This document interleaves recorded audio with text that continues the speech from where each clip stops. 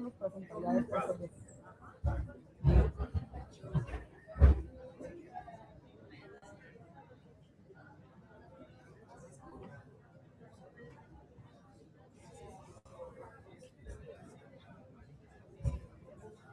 Muy buenos días a todos y a todas los asistentes a este foro. La Comisión de Derechos Humanos del Distrito Federal, la Escuela Nacional de Trabajo Social de la Universidad Nacional Autónoma de México, RIRIKI Intervención Social AC les da la más cordial bienvenida a este foro Ideas, Voces y Acciones por los Derechos de las Niñas, Niños y Adolescentes. Bienvenidos y bienvenidas a la conferencia magistral Panorama para el ejercicio de los derechos humanos de las y los adolescentes en la Ciudad de México, que será dictada por el doctor Alfredo Náteras Domínguez de la Universidad Autónoma Metropolitana y el maestro Alfredo Domínguez Marrufo del Fideicomiso de Educación Garantizada del Distrito Federal. El maestro Alfredo Domínguez Marrufo es abogado por la Universidad Autónoma del Estado de Morelos. Estudió en un posgrado en Ciencias Políticas en la ciudad de Morelos. Tiene 20 años de experiencia como abogado postulante en materia laboral y amparo. Fue director general de legalidad en la Contraloría General del Distrito Federal de 2000 a 2008. Actualmente es coordinador ejecutivo del programa PREPA-SI que opera el Fideicomiso de Educación Garantizada del Distrito Federal. Es catedrático de la UAM en la materia de Derechos Humanos y Filosofía del Derecho. Ha sido consejero electoral en el Consejo Local del INE en Morelos durante más de 4 procesos electorales. Le damos, por favor, un fuerte aplauso.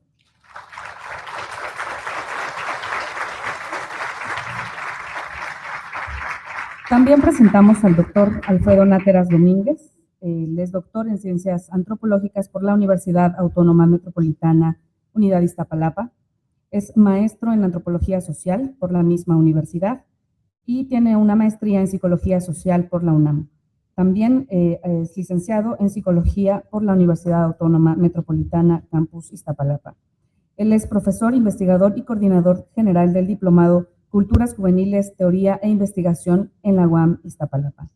Se desempeñó como jefe de proyectos nacionales en prevención de drogas en centros de integración juvenil y ha participado en una variedad de eventos académicos como conferencista en revistas y libros colectivos nacionales como internacionales.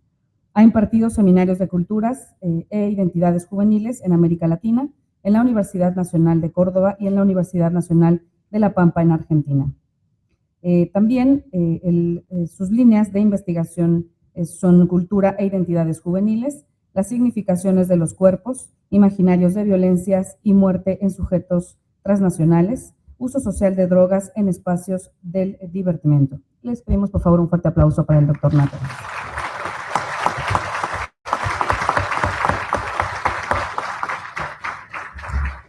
Tendremos la participación de los ponentes durante 25 minutos. Posterior a ese tiempo, les pedimos, por favor, anotar sus preguntas en unas tarjetas que les serán entregadas para que posteriormente se las hagamos llegar a los ponentes y así ellos puedan responder. Les damos la más cordial bienvenida.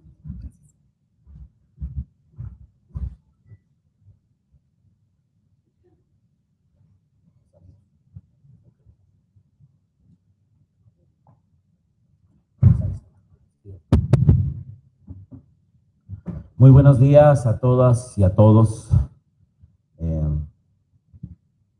Es para mí un verdadero honor y un gusto y una gran coincidencia estar hoy aquí, porque el de la voz pues, no estaba programado, como dicen, el clásico, y bueno, la coincidencia de estar aquí compartiendo con mi tocayo Alfredo Náteras Domínguez, y Alfredo Domínguez, pues como que no está tan variada la conferencia, pero creo que por los perfiles de cada uno de nosotros vamos a tratar de cumplir con el objetivo del foro del día de hoy.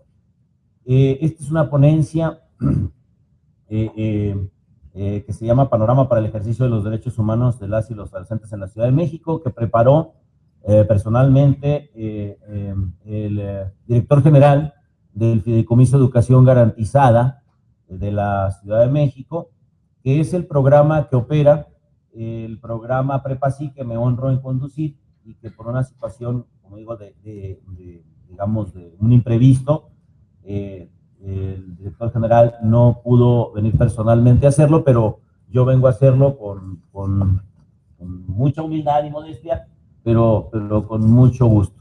Espero poder estar a la altura de las circunstancias. Trataré de darle una lectura muy breve para no aburrirlos. Las y los adolescentes de mi generación vivíamos en un México no tan lejano. Estamos hablando de 1968. El director general somos ahí más o menos de la misma edad, él me lleva unos cuantos añitos, pero digamos que estamos hablando de los mismos tiempos y lo puedo suscribir totalmente. Han transcurrido pues casi cinco décadas desde entonces, en donde prevalecía un régimen político donde el presidente de la República, los gobernadores y los presidentes municipales eran de un solo partido. Vivíamos pues, como se dice, en un régimen de partido único, ¿no? O de partido hegemónico, como se le llaman ahora los politólogos, ¿verdad? Donde predominaba el autoritarismo. No había libertad de expresión, los medios de comunicación estaban controlados totalmente por el Estado, a lo mejor salvo algunas excepciones que venían a confirmar la regla. Si alguien se atrevía a criticar al gobierno, a la autoridad, era acusado del delito de disolución social, ¿no? Que no de desilusión sexual. Disolución social, búsquenlo por ahí en la historia jurídica de México, ¿verdad? Y con eso era suficiente para ser encarcelado. La disolución social tenía que ver con disolver, con alguien que criticaba a la autoridad, criticaba al gobierno, y entonces decían, tú estás tratando de disolver la sociedad, ¿no? Entonces era un delito que ya se suprimió de nuestra legislación penal.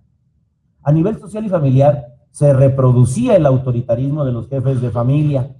Yo creo que todavía se sigue reproduciendo esto, en menor grado, ¿verdad? En menor grado, desde luego. Eran pocas las mujeres que podían llegar a estudiar una carrera universitaria. No había información sobre aspectos de sexualidad, ¿no? Era un tabú, pues, y prevalecía la idea de que la mujer debía llegar virgen al matrimonio, ¿no? Esto era esos entonces, finales de los 60. En esa época éramos 35 millones de mexicanos en el DF, vivíamos alrededor de 5 millones. La televisión pues, era en blanco y negro, solo existía la telefonía fija y no todas las familias tenían acceso. El teléfono era para las familias pues, más acomodadas, ¿no? Clase media. La manera más rápida de comunicarse era por telegrama. Dada esta situación, las familias de clase media, al igual que obreros, artesanos, empleados o comerciantes, para mejorar su situación económica, hacían esfuerzos para que sus hijos pudieran estudiar una carrera. Ello permitía tener un mejor empleo, mejor remunerado, claro. En aquellos tiempos, efectivamente, se podía conseguir trabajo con cierta facilidad, ¿verdad? Es más, muchos estudiantes trabajaban y estudiaban. Yo digo, trabajábamos y estudiábamos. En educación, solo existían como instituciones públicas de educación superior la UNAM y el IPN. La única privada era la Universidad Iberoamericana. A nivel de educación media superior, existían 8 vocacionales del IPN, y cosas que no sé cómo apagarlas, pero perdón, no tuve la previsión. Me acaban de dar un celular nuevo en el programa. Perdón. Ahí está. Qué barbaridad. Esto fue una cuestión, un apoyo aquí. Perdón. Entonces, ¿en dónde íbamos? Dice, estábamos en que existían 8 vocacionales del Instituto Politécnico Nacional y las 9 preparatorias de la UNAM. En aquellos años, la capacidad instalada de las instituciones de enseñanza superior podía absorber cerca del 80% de los egresados de nivel bachillerato. Lo mismo sucedía con las escuelas secundarias. A raíz del movimiento estudiantil del 68, el gobierno mexicano se vio obligado a hacer algunos cambios políticos y legales sin que llegara a cambiar su esencia. No querían dejar de mantener su dominio. En 1969 se redujo de 21 a 18 años la mayoría de edad para ser ciudadano y desde luego para votar. En el gobierno de Luis Echeverría se habla de apertura democrática. En las elecciones del 76, ya el Partido Comunista Mexicano, sin registro, participó en las elecciones con su candidato, porque habría que decir que el Partido Comunista pues, era clandestino, ¿verdad? Entonces, ya por lo menos, aunque sin registro, pudo participar. Aunque sabía que no iba a tener reconocimiento, pero al menos ya no eran perseguidos. En el gobierno de López Portillo se lleva a cabo la primera reforma política donde se establecen legalmente las bases para el surgimiento de nuevos partidos políticos. En el gobierno de Miguel de la Madrid se agrava la crisis económica surgida a finales del gobierno anterior. Se llegó a tener una inflación de hasta 3 dígitos. Ante el fracaso del modelo económico, el gobierno decide abrir las fronteras a la inversión extranjera. México entra a la Organización Mundial de Comercio. Todo ello fue generando inconformidad social.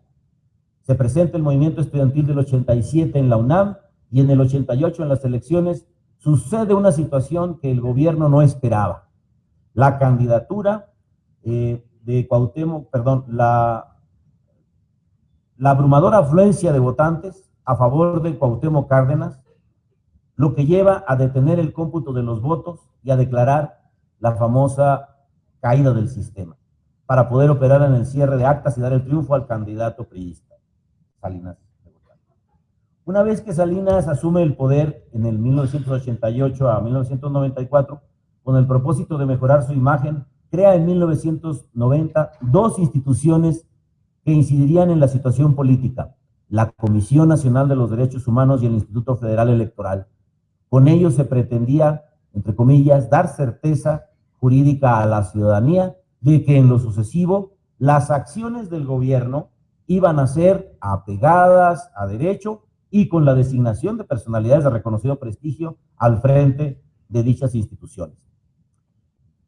Desafortunadamente, en 1994 se presentaron una serie de hechos que contrastaron con las pretensiones del gobierno. Surge el Ejército Zapatista de Liberación Nacional. Viene el asesinato del candidato del PRI a la presidencia, Luis Donaldo Colosio. Posteriormente, el asesinato de Francisco Ruiz Massieu y la crisis económica de fines de 1994, ya siendo presidente Ernesto Zedillo. En lo que hace la Ciudad de México para el año de 1997, se realizan modificaciones legales para que por primera vez hubiera elecciones para elegir jefe de gobierno. Estas modificaciones fueron en el 96, y bueno, ya en el 97 es que se realizan los comicios electorales. Desde ese año y hasta la fecha, el partido entonces en el poder, el PRI, no ha podido ganar una sola elección y en la Asamblea Legislativa siempre ha tenido una presencia minoritaria. Esto anunciaba, como un signo ya, de que la ciudadanía estaba cansada de que el partido siguiera en el poder y por tanto en las elecciones para presidente de la República en el año 2000 fueron ganadas por Vicente Fox, fueron ganadas por el PAN y al PRI se le relega incluso a un tercer sitio. Aunque el PRI perdió la presidencia en 2 periodos electorales, siguió manteniendo su presencia mayoritaria en los gobiernos estatales y los errores cometidos por los gobiernos panistas permitieron que en las elecciones de 2012 volviera a ganar el PRI, pero el escenario ya no es de carro completo. Tiene que hacer política, tiene que negociar con gobernadores y legisladores de oposición. Toda esta historia viene a cuento porque es importante que no solo las y los adolescentes tengan presente lo que ha vivido el país y el Distrito Federal en los últimos 50 años. Se han generado avances producto del reclamo ciudadano. Tenemos leyes que se han promulgado a nivel nacional y local sobre los derechos de los niños y adolescentes, pero la pregunta obligada sería, ¿conoce la ciudadanía y los servidores públicos que trabajan en esas instituciones la existencia de estos derechos y los practican con su ejemplo? Somos un país de leyes, desde luego, y algunos llegan a afirmar que son de las más avanzadas del mundo, pero lamentablemente en muchos casos es letra muerta. La cultura de la legalidad aún no penetra en nuestras conciencias y por ende en la de los adolescentes. Tenemos miedo a tratarlos de igual a igual. Pensamos que si les damos a conocer sus derechos, nos van a hacer a un lado. Aspiramos a ser un país democrático con una participación ciudadana y para lograrlo necesitamos divulgar ampliamente los derechos y obligaciones de todos, en particular los derechos y responsabilidades de las y los niños y los adolescentes, porque ellos son el futuro de este país y son el presente también. En unos 20 o 30 años seremos una sociedad donde prevalecerán más los adultos. La tasa de natalidad hoy en día es del 1%, y si miramos a nuestro alrededor, la mayoría de los que están en edad de casarse no quieren hacerlo. No sé por qué. O si lo hacen, no quieren tener hijos. Por eso es de vital importancia que desde hoy veamos que las y los adolescentes son nuestro tesoro invaluable, que cuando sean adultos estén en condiciones propicias para desempeñar sus roles en la sociedad como trabajadores, maestros, funcionarios, políticos, empresarios, que tengan una base cultural sólida, y eso empieza porque conozcan y practiquen sus derechos y que exijan a los adultos su cumplimiento. El mundo está cambiando día a día, se está polarizando.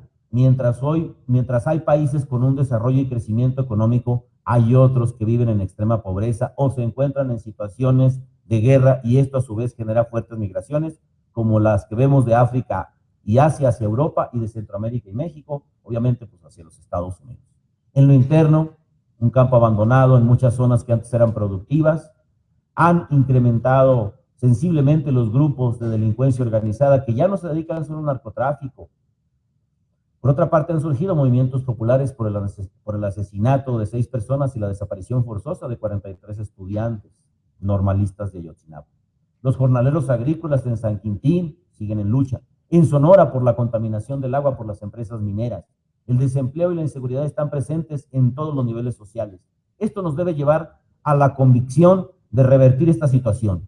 El futuro está en las y los adolescentes de hoy, con las bases y hábitos que les inculquemos. Las y los adolescentes son los primeros beneficiarios hoy de los cambios tecnológicos que día a día se vienen dando tanto en México como en el mundo, sobre todo a nivel informático. Su sensibilidad y habilidad para aprender de manera casi inmediata cómo funcionan hoy estos aparatejos electrónicos, ¿no? A navegar en Internet, a navegar por las diferentes redes, han hecho que el acceso a la información y a la comunicación estén al día. El futuro de una mejor sociedad está también en una revolución tecnológica, y debemos también promover esta innovación científica y tecnológica con sentido social desde la educación básica y la educación media superior, por supuesto. Esta nueva situación también ha modificado las relaciones sociales de las y los adolescentes. Ya les interesa más comunicarse virtualmente y a veces más que físicamente. La mayoría de ellos tiene una mente sana. Sin embargo, los jóvenes deben ser portadores de firmes ideales, ejercitarse en habilidades proeficientes, valientes en la innovación y la creación, ser firmes en defender sus convicciones, y deben forjarse en la vida democrática. El cultivo de los valores no se realiza, desde luego, de un día para otro. Requiere de esfuerzos, desde lo sencillo a lo difícil, hasta que se conviertan en normas cotidianas de comportamiento y luego en convicciones e ideas que seguir de manera consciente y constante. Sean cuales sean las circunstancias, siempre debemos atenernos a los valores democráticos y los valores de solidaridad. Estos valores deben coincidir con nuestra historia y cultura y deben integrarse con el proceso de democratización que se está librando en nuestra ciudad y nación. Los valores que asimilen hoy los jóvenes serán los valores de la nueva sociedad, y dado que en su edad se encuentran en el periodo de formación y fijación de sus valores, resulta sumamente importante que estos los vayan formando día a día. Los valores claves son la democracia, la libertad, la igualdad, la autonomía y la solidaridad. Si los jóvenes son fuertes, el país será fuerte. El futuro del país lo crearán los adolescentes, las y los adolescentes del presente. Debemos estar convencidos, pues, de que la apuesta de un mejor futuro está en promover que las y los jóvenes conozcan sus derechos: educación, derecho a la salud, a un medio ambiente sano, el derecho a la información y a la protección de sus datos personales, a fomentar una cultura de la legalidad. Debemos indagar qué les interesa, qué los mueve, y lo más importante, darles la voz, que emitan sus opiniones de cómo quieren las cosas, de cómo ven el mundo, y sobre eso brindarles orientación. Debemos propiciar que se organicen, promover talleres, foros, conferencias, encuentros donde discutan sus derechos. Conociendo sus derechos y obligaciones, podrán generar acciones que en un futuro inmediato mejoren sus condiciones de vida y sus relaciones con los demás. Finalmente, consideramos que este es el principio del cual partir. Para construir ciudadanía entre los adolescentes debemos pugnar porque tengan la capacidad de discutir qué pueden hacer, cómo hacerlo y qué apoyos institucionales o sociales pueden lograr. Que sepan que se van a enfrentar a situaciones adversas y complicadas. Puede que de inicio no logren, y es natural, no logren todo lo que pretendan o solo lo logren parcialmente. Pero el saber hacer las cosas y saber negociar su implementación son actitudes y habilidades que se van adquiriendo en el día a día, hacerlos partícipes del ejercicio de sus derechos como adolescentes y jóvenes. En el programa Prepa Sí, que tengo el honor de conducir, que opera este Fideicomiso de Educación Garantizada de la Ciudad de México, buscamos que se ejerza el derecho constitucional a estudiar el bachillerato. Por ello, apoyamos a más de 200,000 estudiantes, de las escuelas públicas de educación media superior y se promueve entre ellos que participen en actividades en comunidad, no como trabajo social, no ni siquiera como trabajo comunitario. Es una actividad que se realiza en comunidad, en su comunidad escolar, en su comunidad barrial, en su comunidad citadina. Sobre todo, pues, impulsando 7 ejes temáticos que son arte y cultura, deporte y recreación, participación juvenil, salud, medio ambiente, ciencia y tecnología, y un nuevo eje que se llama economía social y solidaria. Lo que pretendemos con ello es que los estudiantes, que mayoritariamente son adolescentes, se interesen en estos temas, que aprendan a organizarse para desarrollarse en ellos y construir ciudadanía desde su edad, para que cuando sean ciudadanos ejerzan sus derechos en libertad y democracia, dándole sentido a sus ideas, a sus iniciativas, a sus sueños y a sus convicciones. Muchísimas gracias.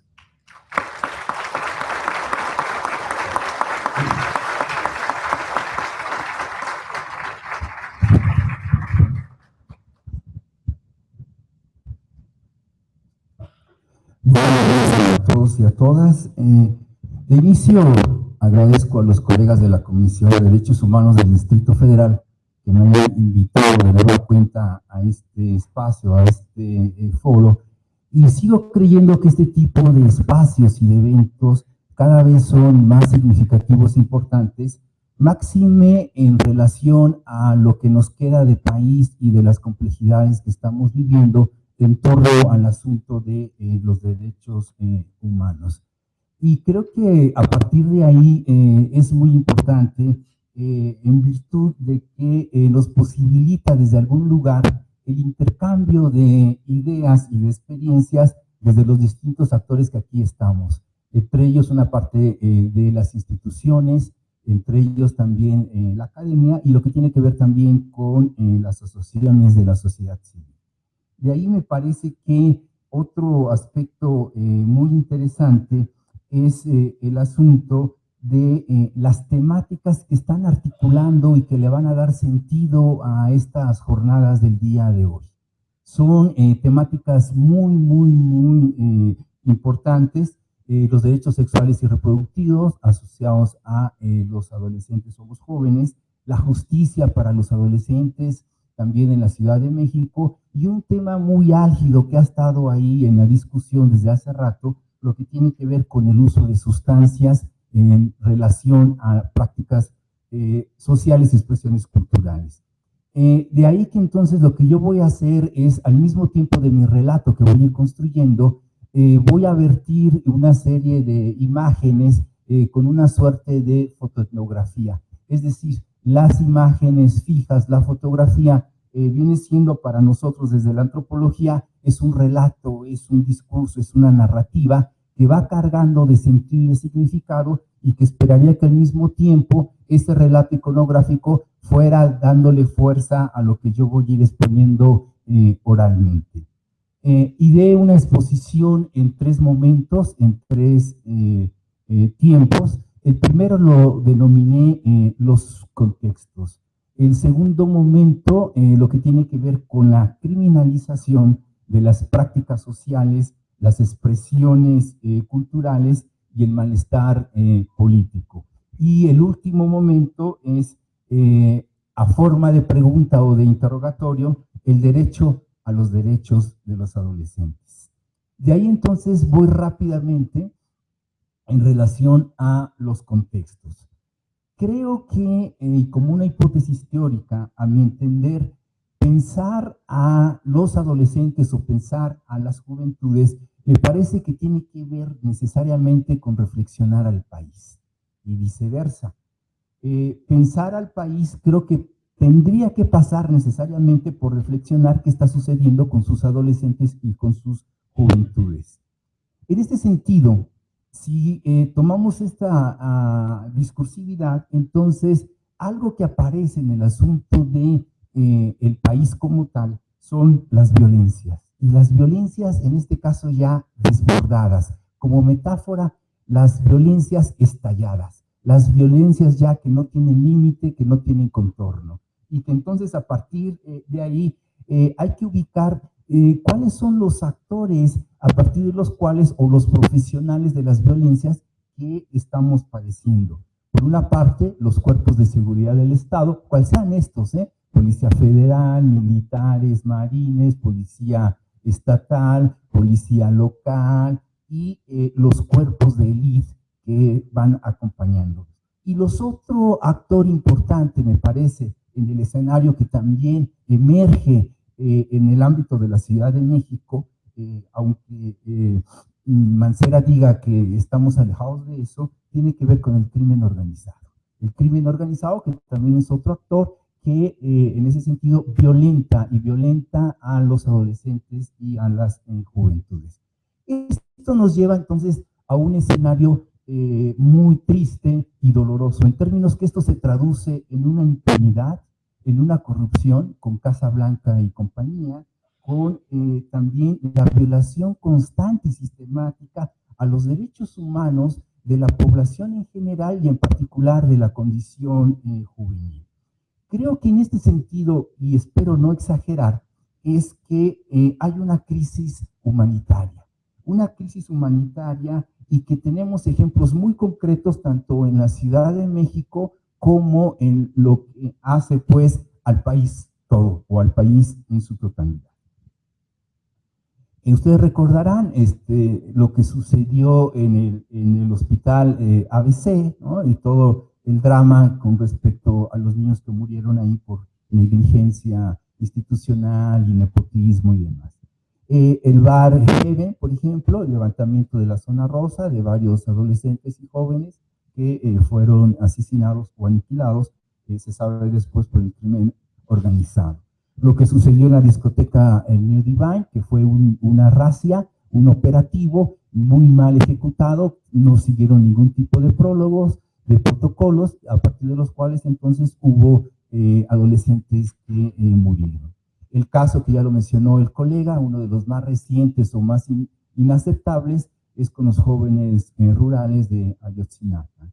Y el otro caso, por ejemplo, que no ha estado muy en el discurso mediático, es Tlahtaya, que es la ejecución extrajudicial de los militares contra varios jóvenes de la forma más impune.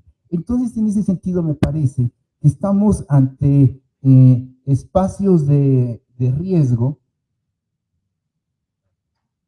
Sí, si me vas adelantando, y creo que ya cuando empieza, síguele, sí, creo que ahí, sí, ya empieza en automático, creo. Entonces, ¿dónde yo veo los espacios de riesgo y dónde yo veo o dónde están las poblaciones vulnerables? Me parece que uno de los espacios de riesgo a partir de los cuales se violenta a las juventudes y se violan sus derechos humanos es el espacio privado de la familia. Es decir, los datos que tenemos son realmente muy fuertes. 6 de 10 jóvenes o adolescentes observan la violencia en su casa y 4 de 10 la padecen. Entonces, según los teóricos de la psicología social, la violencia se aprende, no es algo hereditario que uno lo traiga en los genes, sino que entonces en ese sentido tienen estos chicos, quienes la observan y la padecen, muchas posibilidades sociales y culturales de reproducirlas en sus ámbitos después de relación o de vínculo. El otro espacio de riesgo es el espacio público, el espacio de la calle circulando la ciudad. Y el otro espacio es el espacio del divertimento. Parece ser que las juventudes tienen mucho riesgo en los espacios del divertimento. Y las poblaciones vulnerables, me parece que además de los adolescentes y las juventudes, tenemos a los indígenas o a la ruralidad, y el otro aspecto a los movimientos sociales. De ahí entonces voy rápidamente, en este panorama de violencia, voy a marcar algunos aspectos de lo que yo veo de la criminalización, de algunas prácticas sociales, de algunas expresiones culturales y también del malestar político. De ahí, por ejemplo, en términos a la criminalización, lo que nutre la criminalización son estos ámbitos de violencia y lo que nutre es justamente la impunidad en este país.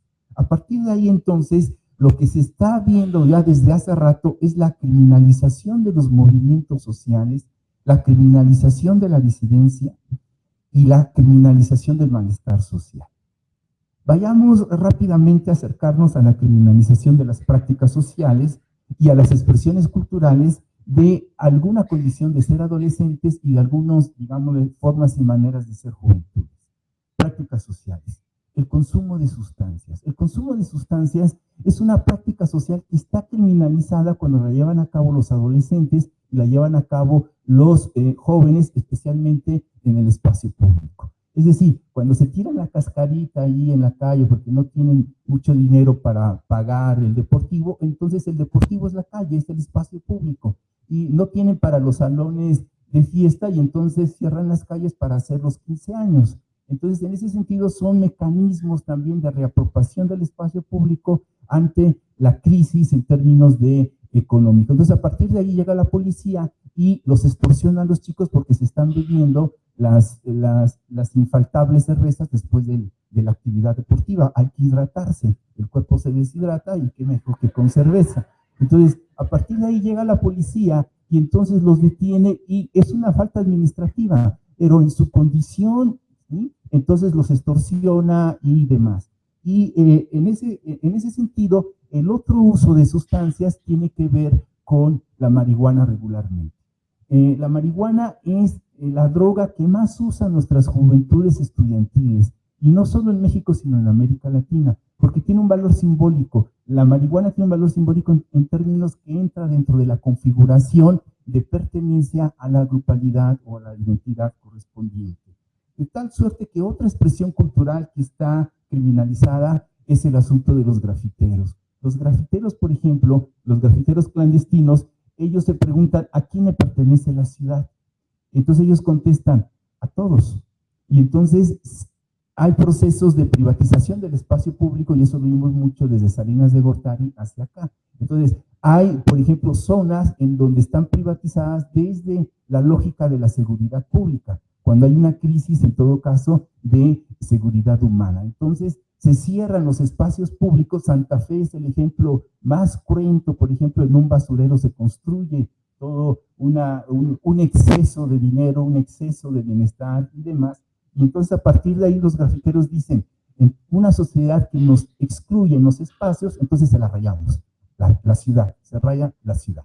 Entonces, son como formas simbólicas de inclusión, como formas y maneras de expresión. Y por ejemplo en Guadalajara hay grupos de comerciantes que pagan a cazadores de grafiteros y les pagan $60 por cazar grafiteros. O por ejemplo aquí la policía del Distrito Federal, a la menor provocación de que un cuate sospechosamente sospechoso de ser fachoso y grafitero es detenido o revisado en términos de su maleta si trae el aerosol o cualquier elemento cultural que lo acerque en términos de riesgo. El otro aspecto que va ligado con la criminalización y la estigmatización son determinado tipo de ascripciones identitarias adolescentes y juveniles tienen más riesgo de estar criminalizadas. En ese sentido, por ejemplo, ustedes recordarán el asunto en 2008 de los emos, 2008-2009, de los emos en donde, dado su expresión estética, dado su inclusive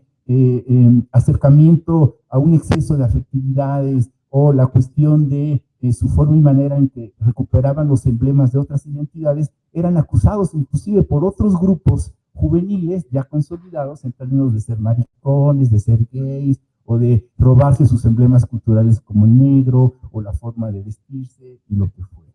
Y el otro agrupamiento me parece que también sufre más riesgo es el agrupamiento de los reggaetoneros. El agrupamiento de los reggaetoneros está poniendo un predicamento otra vez varias cuestiones que a la autoridad, digamos, se le está desbordando. Es decir, los reggaetoneros regularmente recuperan toda la cuestión de la identidad barrial y a partir de la identidad barrial van en combos, lo que ellos denominan. Y los combos están ligados a la colonia, al barrio o al agrupamiento. Y lo interesante de los reggaetoneros es que están en predicamento el derecho y el uso de circular la ciudad. Y son agrupamientos que se convocan en algunos metros, por ejemplo en Jamaica, en Chabacano y demás, y que entonces, en ese sentido, son de a 400, de a 600, de a 800, de a 1000, 1200, que van circulando la ciudad. Entonces ponen en predicamento la administración de la circulación de la ciudad. Y en ese sentido, pues llega la policía, los detiene, los revisa, y como son muy afectos por ejemplo, al chemo todavía y a la marihuana, entonces aquí está la criminalización que recarga el estigma en términos de ser sospechosamente sospechosos reggaetoneros. Y la otra escena que se criminalizó bastante fue el Yo Soy 132. El Yo Soy 132 fue intimidado, fue en ese sentido estigmatizado en relación a los medios. Están viendo unas imágenes aquí de los emos, pero las anteriores eran de los anarquistas, que este es el otro agrupamiento que está siendo muy estigmatizado en términos de las narrativas y los relatos mediáticos. Aquellos anarquistas que tienen, uno puede estar de acuerdo o no con ellos, pero ellos trabajan desde la acción directa, es decir, usan la violencia para contestar la violencia del Estado o lo que represente la violencia. Por eso van en las marchas, sacan una bomba molotov y se la tiran a HSBC, porque para ellos representa el poder económico transnacional. Y van y saquean el Oxxo porque también representa el poder del capital local. Entonces, esta situación se recrudece, esta criminalización hacia los adolescentes y hacia las juventudes se recrudece si lo cruzamos con la clase social. Es decir, si hay un chico pobretón, uno de 3 jóvenes en nuestro país son pobres. Si hay un chico pobre, si su color de piel no es blanca, sino un poco más como medio pretito, ¿sí? O su hábitat, su zona es de una identidad deteriorada local, si es de Tepito, si es de La Guerrero, si es de Iztapalapa, si es de Catepón o de Iztapalacra o lo que fuera, son zonas que tienen mucho desprestigio, de tal suerte que si es un joven pobre, si es un joven con una estética definida, como la acabo de mencionar, si es un joven que habita y es habitado por una zona de escasos recursos, y si es un joven muy, en ese sentido, fachoso, tiene más riesgo social de ser detenido por los cuerpos de seguridad del Estado. Y esto lo vemos, es una constante violación a los derechos humanos. Y lo más, digamos, de paradójico es que las instituciones abocadas, ¿sí?, a proteger a las juventudes, que es el Instituto Mexicano de la Juventud y es el Instituto de la Juventud también del Distrito Federal, no hacen absolutamente nada. Yo no he leído ningún pronunciamiento a favor de la violación de los derechos o en contra de la violación de los derechos humanos, de todas estas situaciones de criminalización que años tras años las venimos sufriendo. Ningún pronunciamiento de repudio contra el asesinato y la desaparición de los jóvenes de Ayotzinapa, ninguno. De tal suerte que entonces paso al tercer momento, que son los derechos a los derechos humanos de las juventudes. Es decir, en este sentido, creo que hay un derecho a la seguridad y hay un derecho al acceso a la justicia, en este caso de adolescencia y de juventud. Me parece que aquí yo estoy de acuerdo con el colega Alfredo Domínguez cuando marcaba y decía que yo creo que uno de los aspectos centrales es la construcción, el trabajo en la construcción de ciudadanías, de ciudadanías juveniles. Es decir, es la capacidad de demandar los derechos por su condición de ser jóvenes. De tal suerte que aquí hay que tener ya la vertiente de un reconocimiento como titulares de derechos. De tal suerte que esto nos llevaría a trabajar sobre los derechos individuales y en ese sentido, lo que hace pues a las responsabilidades colectivas que conlleva esos derechos individuales. De tal suerte que las juventudes y los adolescentes, me parece que aquí también vuelvo a coincidir, regularmente no conocen sus derechos. está la legislación de los derechos de las y de los jóvenes del gobierno del Distrito Federal, y casi nadie los conoce con respecto en relación a. Están los derechos también ya, una legislación con respecto a determinada legalidad en determinado tipo de cantidad de uso de sustancias. De tal suerte que entonces el asunto de los derechos humanos tiene que alcanzar también el asunto a el derecho al trabajo, un trabajo digno, el derecho a la salud, el derecho a la recreación, el derecho a la educación. Y que los derechos humanos deben de ir encaminados, juveniles, a reducir las inequidades sociales y la injusticia en que están una gran parte de nuestras juventudes. De tal suerte que entonces, ¿a poco no las juventudes, en términos ya de su condición de ciudadanos mayores de 18 años, no tienen derecho en su espacio privado a salir del closet en términos de decidir y de expresar que son usuarios de sustancias? Hay un movimiento juvenil estudiantil que cada año marcha ahí en Bellas Artes pidiendo los derechos en términos de que un mundo usando marihuana es posible. De tal suerte que ellos ya también salieron al espacio público a exigir sus derechos, el derecho de usar sustancias, ¿sí? Respetando digamos, los códigos o respetando la legalidad, y que en ese sentido, entonces, el Estado y las instituciones tienen la obligación y la responsabilidad de atender a aquellos chicos, por una parte, que les han sido violados los derechos, el derecho a poco no de las mujeres bajo jóvenes, determinado tipo de causales de ir a las instituciones del Estado para la solicitud del aborto, el derecho en términos a lo que tiene que ver con una serie de jóvenes de 14 años que ya tienen prácticas sexuales y que llegan a los centros de salud y no les dan los condones porque son menores de edad, pero ya tienen la práctica sexual. Entonces yo creo que hacia allá vamos encaminando. Sí creo que mientras los espacios, por ejemplo, uno de los espacios más antidemocráticos es la escuela. La escuela es un espacio más antidemocrático. Entonces, ¿cómo le hacemos para que los jóvenes se necesitan reglas, se necesitan normas, se necesitan una legalidad, pero cómo le hacemos para que los jóvenes también decidan sobre las propias normas y la legalidad, participen en función de esas reglas y normas que van a operar en las formas y las maneras en que se van a dar los vínculos y las relaciones en el ámbito educativo? Y aquí yo sí creo que hay que seguir abonando en términos a los derechos, en términos a el respeto a la diferencia cultural del otro. ¿Sí? Y que ese respeto a la diferencia cultural del otro nos debe llevar a espacios más democráticos y a mejores convivencias, ¿sí? En donde podamos convivir de la mejor manera entre las diferencias sociales y las diferencias culturales. Gracias.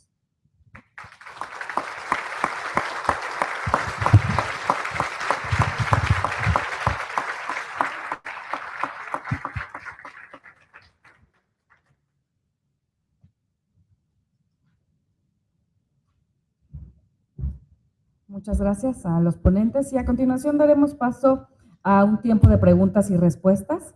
Entonces, si tienen aún tarjetas, por favor, sean tan amables en hacérnoslas llegar para poder entregarlas. De inicio entrego algunas que ya tengo.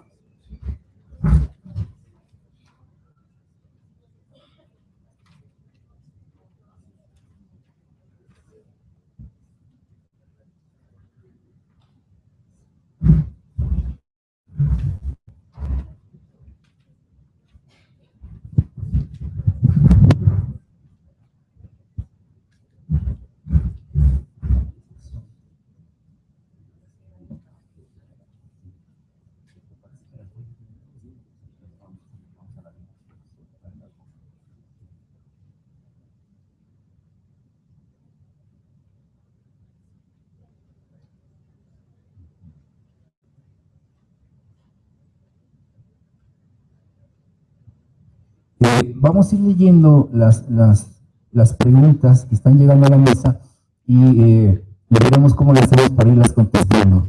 Entonces, va la primera. ¿Cómo afecta la impunidad y la violencia a los derechos humanos? ¿Cómo cree que ha influido los movimientos sociales a lo largo de la historia mexicana en los derechos humanos? ¿creen que la ciudadanía, ¿qué? ¿Creen que la Ciudad de México está preparada para legalizar la marihuana? ¿Sí? Algo dice más sobre soporte social y calidad de vida, ¿sí? ¿Usted cree que sea una política de Estado el miedo, la delincuencia, el narcotráfico para permanecer en el poder, Sobre el derecho a la educación, el reciente examen para el ingreso a la preparatoria de universidad a nivel superior, ¿dónde quedan los miles de jóvenes que no alcanzan un lugar aparte del MAES, el MAES? ¿Hay quien haga algo? Y esta, sí, observación en, a ver. Dice sí, la observación en la sinopsis histórica que se presentó, mencionar el fraude de 2006 contra AMLO, y la otra, la innovación tecnológica, ¿qué tanto daño le hacen a los jóvenes en el sentido de la enajenación virtual de la realidad? Esa es la buena pregunta. Si quieres doy la primera. Bueno, pues aquí están mencionando lo del fraude de 2006 contra AMLO, y no se menciona. Le voy a preguntar a mi director por qué no mencionó, o por lo menos esta situación que se dio, que digamos que socialmente un gran sector de la sociedad, pues habló como un fraude, ¿no? Entonces, pero esto, digamos, las instituciones, como ustedes lo saben, pues evidentemente que la verdad formal es que la elección se dio y hubo un triunfador formal, ¿no? Precisamente es una de las discusiones que todavía se tendrá que dilucidar, y en ese sentido me parece como por ejemplo muy importante este tema que dice simplemente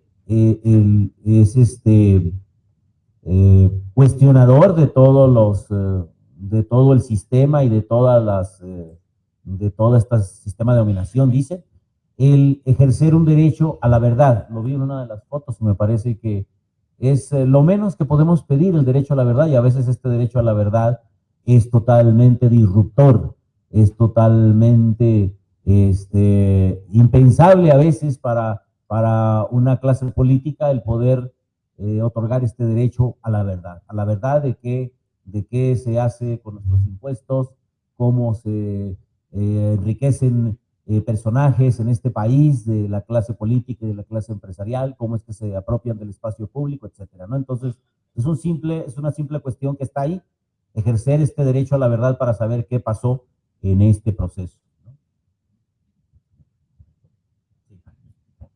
Sí, voy a ir rapidísimo y lo más concreto.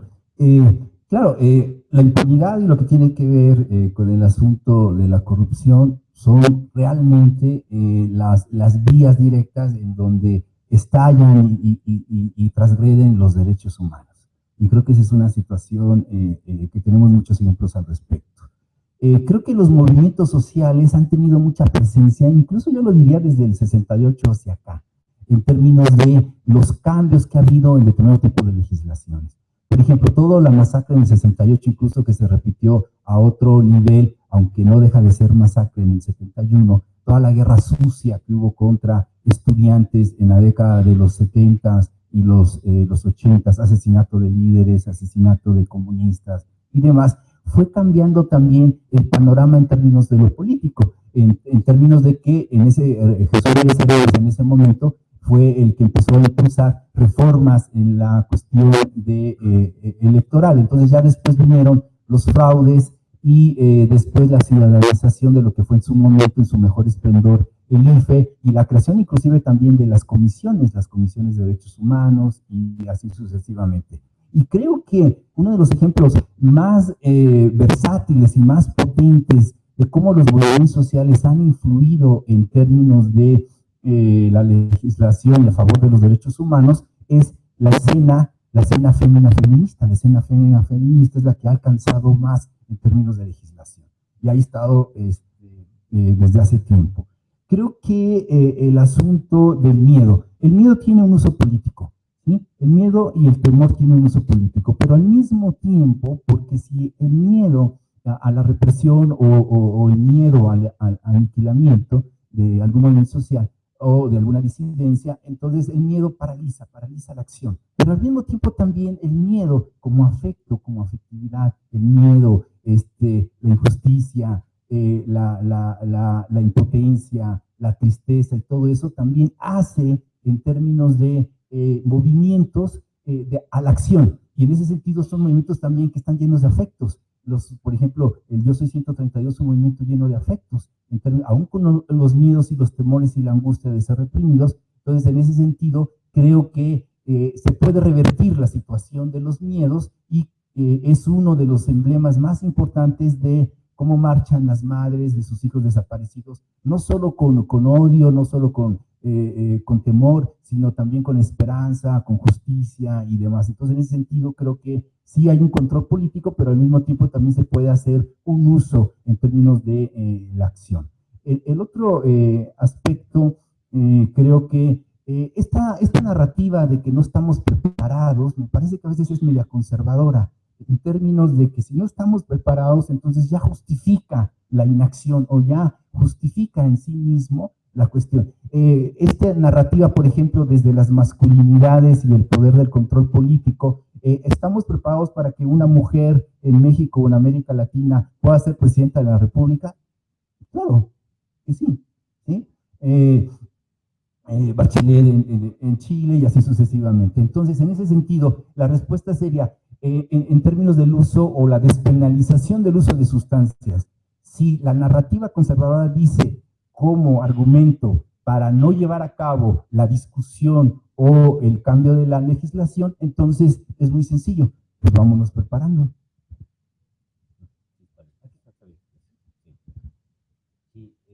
En ese sentido, sería el mismo argumento que se utilizaba en el porfirismo. Porfirio Díaz decía que la sociedad mexicana en ese entonces no estaba preparada para la democracia y duró en el poder pues varias décadas precisamente con esa justificación. Yo creo que nadie puede decir que estamos preparados o no preparados. Eso no es una justificación, esa narrativa desde luego pues nos ha servido para impedir que nosotros hagamos cambios en una sociedad y desde luego pues estemos preparados o no preparados, tenemos que hacer estos cambios que tienden al bienestar de la sociedad y a evitar inequidades. Dice, sobre el derecho a la educación, el reciente examen para el ingreso a la preparatoria y universidad, nivel medio y superior, dice, ¿dónde quedan los miles de jóvenes que no alcanzan un lugar? Dice, aparte del MAES, este movimiento de acción para el acceso a la educación superior, ¿hay quien haga algo? Pues es lo que nosotros nos preguntamos. Es decir, eso es un reto, eso es un gran reto y lo tenemos que asumir todos quienes asumimos un cargo en el servicio público. Pero esto es una gran responsabilidad que no estamos desde luego atendiendo porque no estamos haciendo válido este derecho a la educación de miles, de cientos de miles de jóvenes que se quedan fuera en muchos casos de la preparatoria, pero en los más de los casos del acceso a estudios superiores.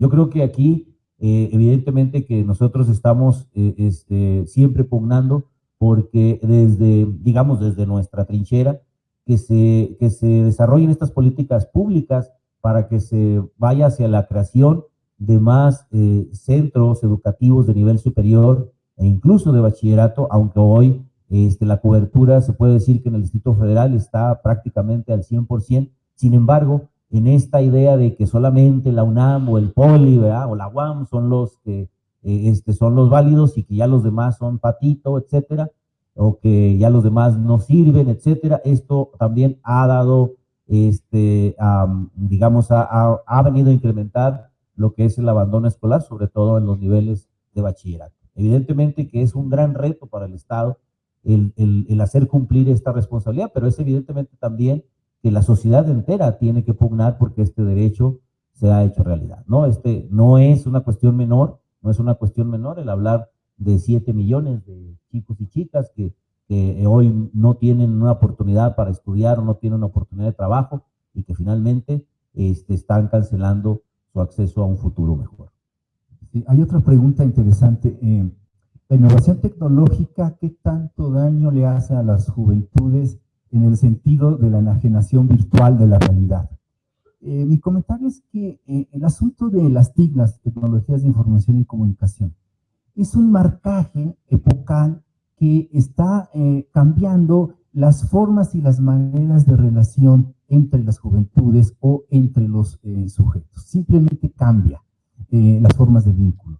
Y que, por ejemplo, el ciberespacio o las redes sociales o las redes digitales, como le quieran nombrar, me parece que en el caso de algunas juventudes es bien interesante y bien importante porque se visibilizan en su condición de identidad juvenil o de cultura juvenil. Ustedes abran su Face o lo que fuera, Google, y pónganle cualquier ascripción identitaria y aparecen todos los blogs en relación a. Entonces es un espacio de visibilidad. El otro, yo creo que también estamos viendo que el uso del espacio virtual también tiene bien su parte democrática en términos de que es abierto y libre con sus respectivos riesgos. ¿Qué sucedió o qué ha pasado con las nuevas formas de expresión en lo social y en lo político en una parte de las juventudes?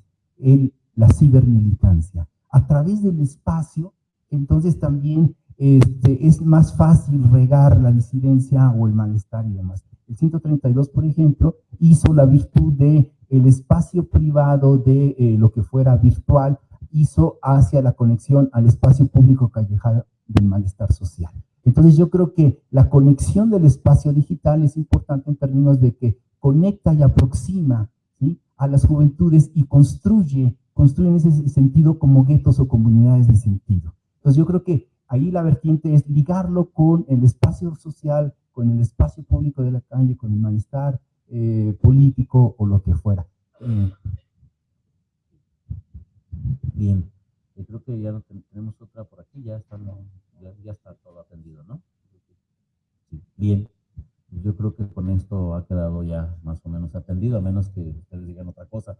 Sí, tenemos algunas otras, pero por cuestiones de tiempo se las haremos llegar y bueno, después les daremos el correo electrónico para que puedan ustedes contactar a los ponentes. Les pido por favor un fuerte aplauso al doctor maestro.